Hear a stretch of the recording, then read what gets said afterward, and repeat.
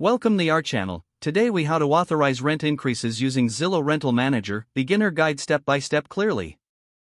To authorize rent increases using Zillow Rental Manager, begin by logging into your Zillow account. If you don't have an account, create one by signing up. Once logged in, navigate to the My Rentals section. Select the property for which you want to authorize a rent increase. In the Property Details menu, find the Rent option. Click on Edit next to the current rent amount. Enter the new rent amount you wish to set. Review the suggested rent prices Zillow may offer based on market data.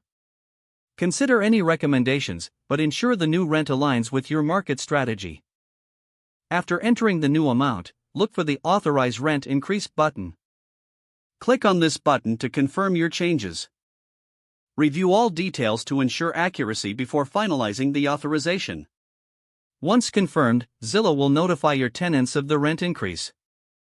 Make sure to communicate any further details your tenants may need. Monitor the status of the rent increase in your account dashboard. If necessary, be prepared to respond to any tenant inquiries or concerns. That's how you can authorize rent increases using Zillow Rental Manager. If the page does not load, refresh the browser or try again in a private or incognito window. Make sure you are using the correct email address, then retype it carefully to avoid small typos. If your password is not accepted, use the reset option and create a new strong password you can remember. Check your spam folder for verification or security emails, then complete any requested confirmation steps. Enable two-factor authentication if available to improve account security and reduce unauthorized access risk. After signing in, review your profile details so your contact information and settings are accurate and current. If you see an error message, note it down and try again after restarting your device and internet connection.